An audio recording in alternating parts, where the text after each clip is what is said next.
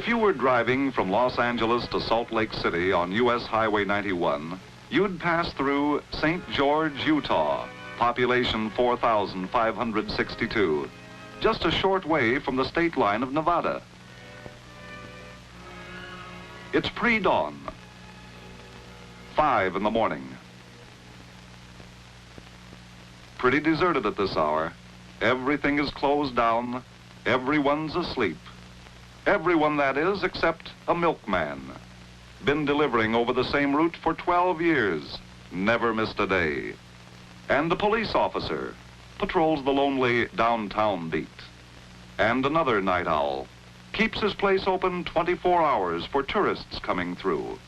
Since the rest of the town was sound asleep, only our night owl saw it, that great flash in the western sky. An atomic bomb at the Nevada test site 140 miles to the west. But it's old stuff to St. George. Routine. They've seen a lot of them ever since 1951. Nothing to get excited about anymore.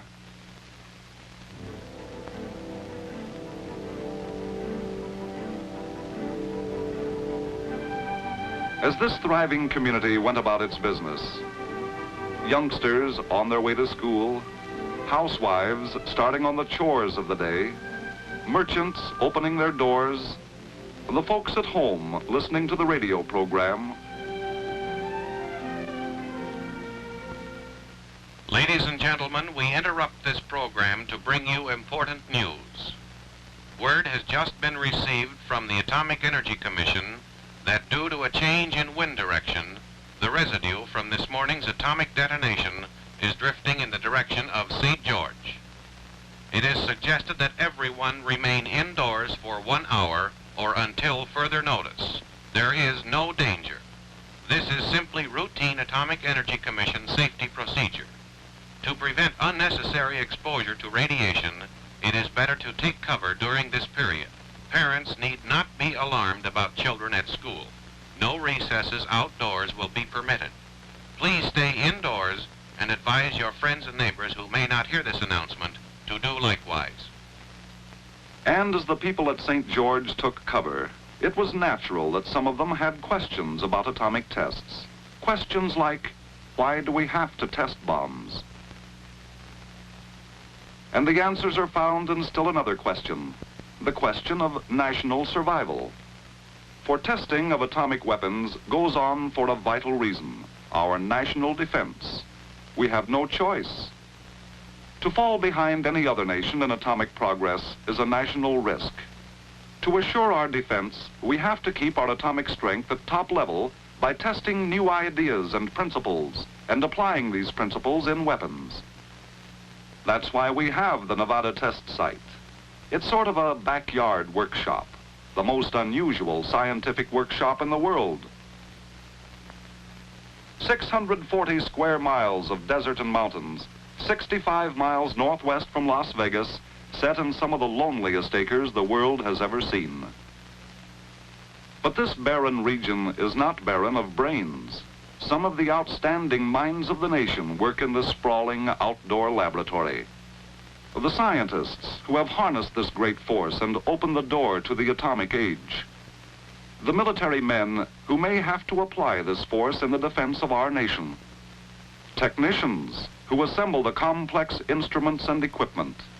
And lots of others who build, who plan, who record, who maintain security, and the countless tasks essential to this important project. These men are here for a vital purpose. Since we have no atomic monopoly, we must continue to increase our knowledge of atomic weapons to guarantee maximum military atomic strength. But naturally, the folks in St. George, as they look upon their silent city, wonder why weapons are tested inside the United States instead of the far Pacific area. The answer is, we need both testing areas. In the vast, isolated reaches of the mid-Pacific, we test weapons of tremendous strength. Only smaller bombs are tested inside the United States. These smaller devices, just as important to America's weapons strength as the larger ones, could not be tested so quickly if they had to be taken to the Pacific Proving Ground about 5,000 miles from our western coast. A Pacific test is quite a job. Past operations out there involved 9,000 men, like 2 complete cities of St. George, and food and supplies to maintain those men. Obviously, an operation like this takes time, months and months of time, while atomic progress waits. So our need is pressing for a nearby test site, a place where nuclear tests can be made frequently, quickly, and more economically. And thus, in 1951, the Nevada test site was set up for the first in a series of Continental tests that are part of our continuing atomic program. Because the Nevada test site is close in, scientists conduct a test on one day and return to their laboratories on the next to start evaluating results immediately. This greatly speeds up our weapons development program. Those problems that cannot be solved in a laboratory are taken to the outdoor workshop in Nevada. This is called Ground Zero. Around this center point of the explosion are located instruments and equipment that are part of diagnostic experimentation, which is scientific language meaning, well, what happened? Did the idea work? And as you might expect, there are some humdingers in the way of gadgets. Some we cannot describe for security's sake. Some we can mention, like the high-speed camera that takes pictures at 1/3 of a second, or the instruments that measure heat in millions of degrees and a light intensity hundreds of times brighter than the sun. Scientists must know exactly what occurs before, during, and after a nuclear explosion. While most field tests are held largely to answer the questions of the scientists, these tests are also designed to answer as many other questions as possible. The armed forces, for instance, they've got to know. Military scientists conduct experiments to record and evaluate effects of atomic weapons. For training purposes, military personnel observe from foxholes. We also need to know if military equipment can take it. All types are positioned at varying distances from ground zero. Structures also play an important part, not only in military studies, but also in civil defense programs to determine blast and heat effects. Family-type dwellings are constructed right on the site. Civil defense is also concerned with the value of automobiles as shelters in an atomic attack. Biomedical tests, using animals such as mice and pigs for research subjects, are conducted to gain important information about radiation effects on cells and tissue. And a lot of other government agencies also set up special tests and experiments. Finally, the work is done. Preparations are completed. Another valuable test is ready. Shot day is tomorrow morning. The early morning air is cool, crisp. The outdoor laboratory workshop is deserted, silent. A series of activities now proceed on a prearranged schedule. Notice is sent to all nearby communities that the shot will go as scheduled. Planes take to the air for sampling, tracking, and photography. In ample time before the shot, mobile monitoring teams are directed to the path of the radiation fallout as predicted by the weather forecast. At their stations in the control point, perhaps 8 miles from the tower, are the key men of the test, the scientists. To them, this is the payoff, the climax of careful planning and preparation. The test pattern is complete. Attention, please. Minus 15 seconds.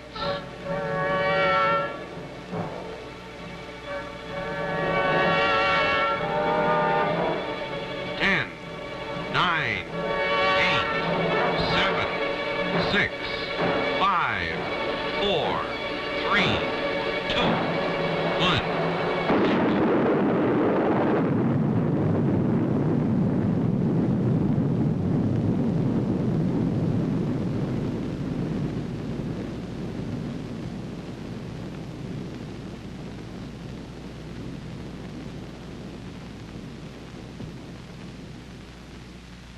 The tower of steel is now only a tower of smoke.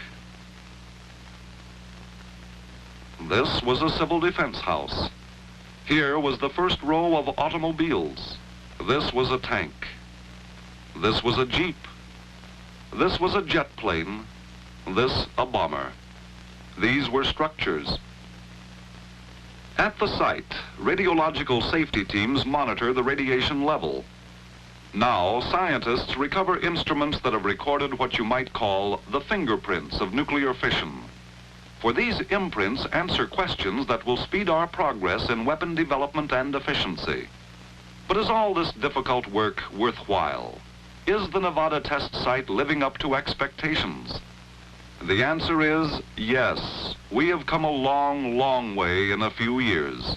Not only do we have a large stockpile of heavy weapons for our big bombers, but also smaller atomic bombs for jet fighters to carry for tactical purposes, and atomic artillery to support frontline troops.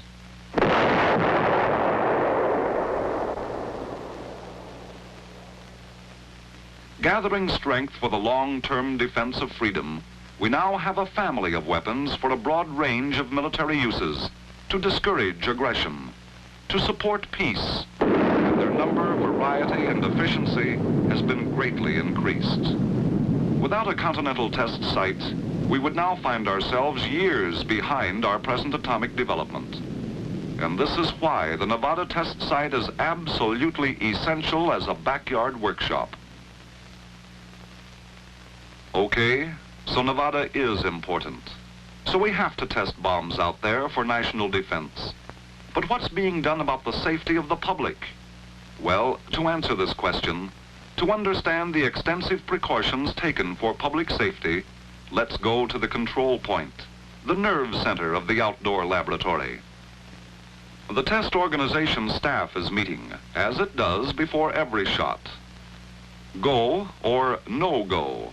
That's the question before the test manager and his advisors, experts in the fields of biology and medicine, public health, meteorology, and blast. Before a nuclear device is detonated, every possible precaution is taken for safety.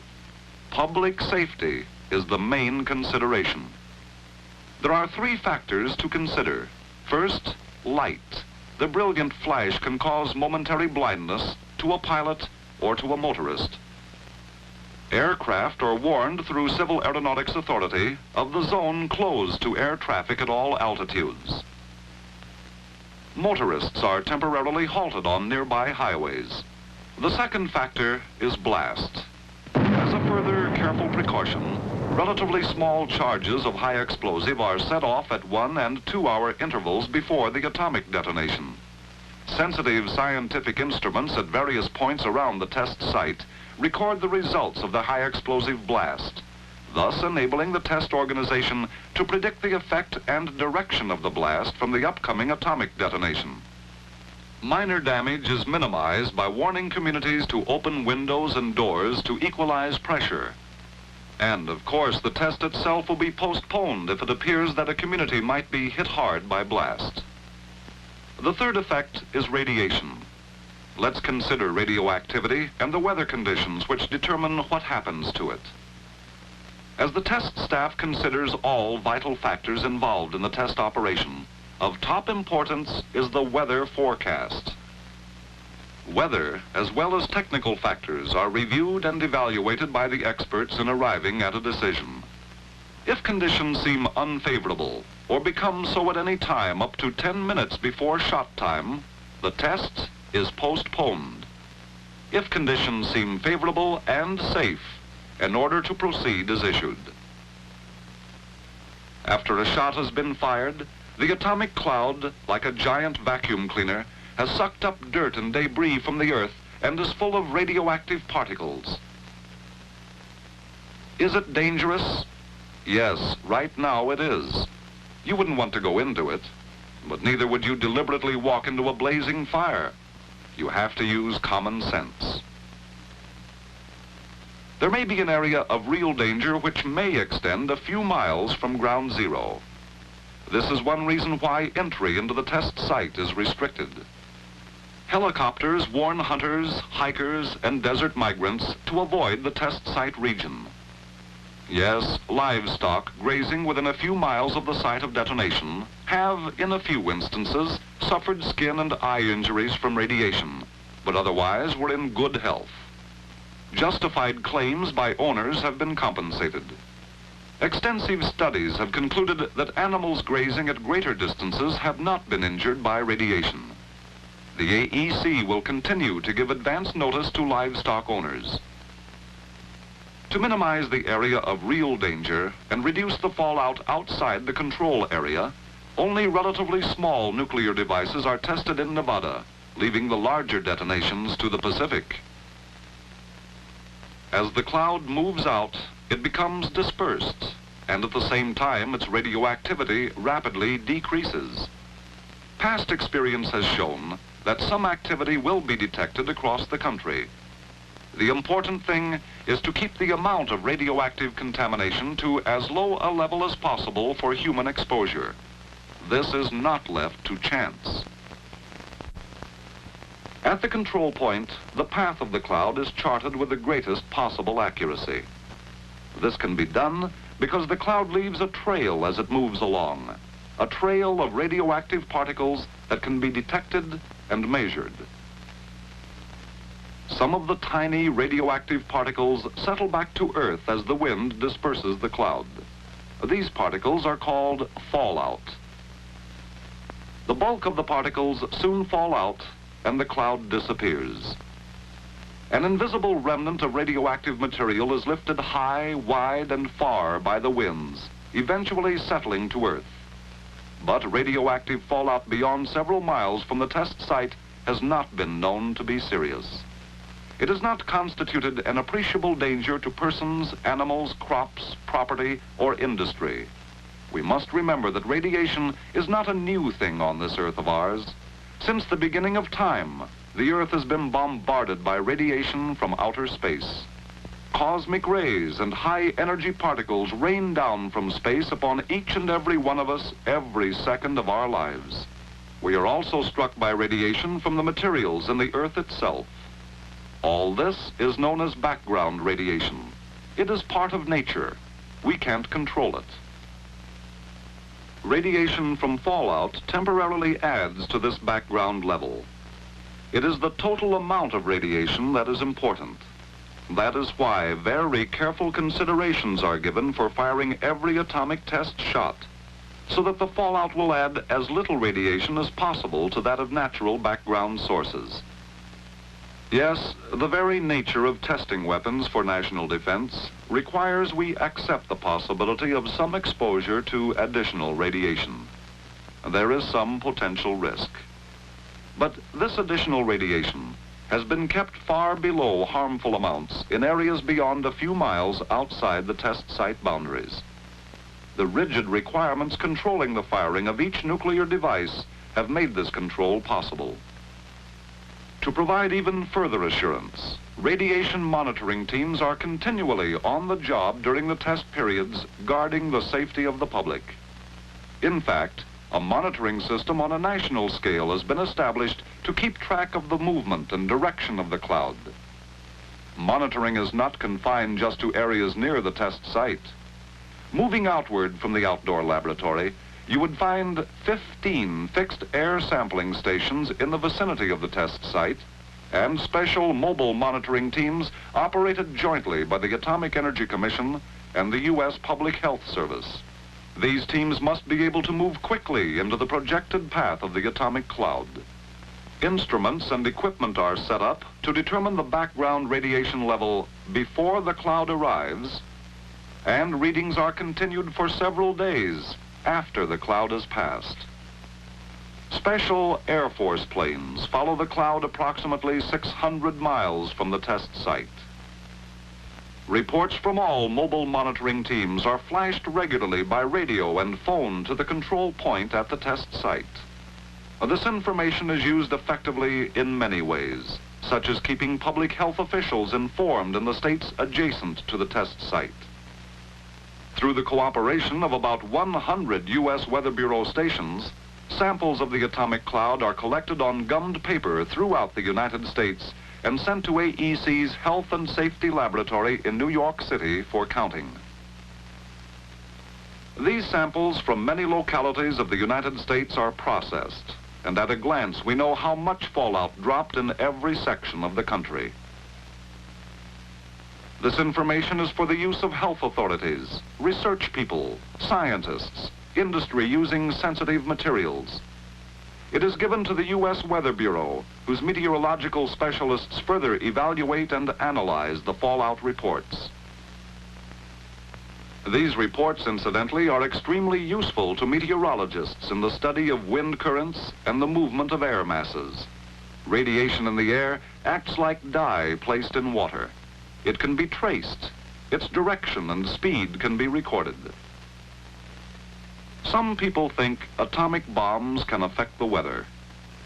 Following extensive studies, no relationship between atomic detonations and weather has been established. An atomic bomb is puny compared to the forces of nature and is completely lost in the vast oceans of the sky. What then was the story at St. George? Here are the facts. The go or no-go meeting, after carefully reviewing all factors, found conditions were favorable. The go-ahead signal was given and the shot fired the following morning. The predicted path of fallout was to the south of the city. Then the local wind changed. The cloud approached the city.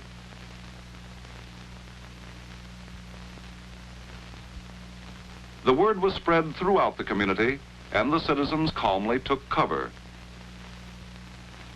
1 hour and 50 minutes later, at 11:25 a.m., the all-clear announcement was broadcast. Actually, when the invisible cloud had passed, the total amount of radiation deposited on St. George was far from hazardous. Then you may ask, why were the people asked to stay indoors? For a very simple reason. The Atomic Energy Commission doesn't take chances on safety. It is the AEC's policy to keep to a minimum any exposure of persons to radiation. This wide safety margin controls AEC's attitude toward radiation involved in any of its activities. So the citizens of St. George were asked to go indoors to avoid unnecessary exposure. The amount of radioactivity that fell on St. George was not dangerous. But the AEC felt the precaution to avoid exposure was good common sense. Such caution will continue to govern operations relative to the Nevada test site. With this rigid standard of safety, testing of atomic weapons must go on. Orderly, well-conceived testing must continue. The testing of atomic weapons at Nevada is essential in the world of today to our existence as a nation. The towering cloud of the atomic age is a symbol of strength, of defense, of security for freedom-loving people everywhere, people who want peace. For as President Eisenhower has pointed out to all the world, this country, which is building a full-scale atomic power plant, wants nuclear energy to serve the needs of mankind, deeply desires and is working to help create an international atomic energy agency to adapt nuclear energy to all the arts of peace.